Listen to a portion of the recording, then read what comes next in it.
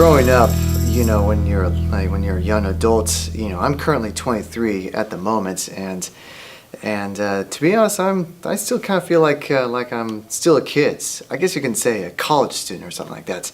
When it comes to everyday living activities, to be honest, I do feel like I've been able to kind of cope when it comes to getting up and getting dressed, eat breakfast, that kind of stuff, take a shower.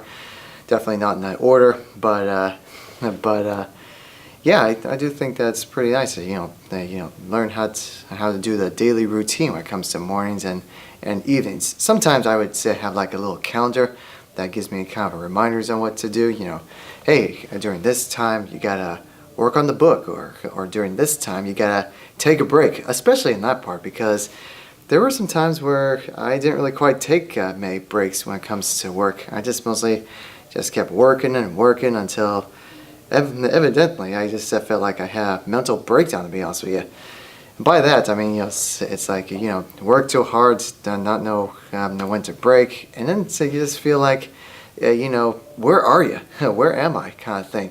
It's just trying to get back on the state of mind, get back into reality, and don't take a break from the book, take a break from your work or anything like that. Just and had to learn that quite a bit. I think it took me like, oh dear, probably a month. Even in my early 20s, I had to learn how to take those breaks, saying that there's a balance between eating and bathing and working, all that kind of stuff too. When it comes to living independently on your own without your mom or dad around, I honestly feel like I can definitely do that. I've got my car, I can travel around and such. I know how to pay bills, I know how to do banking and all that kind of stuff. I feel like I can live very independently too. Only thing is that I just need to get there. I'm not at that point right now. So yeah, I feel pretty good about living independently as a young man I am today.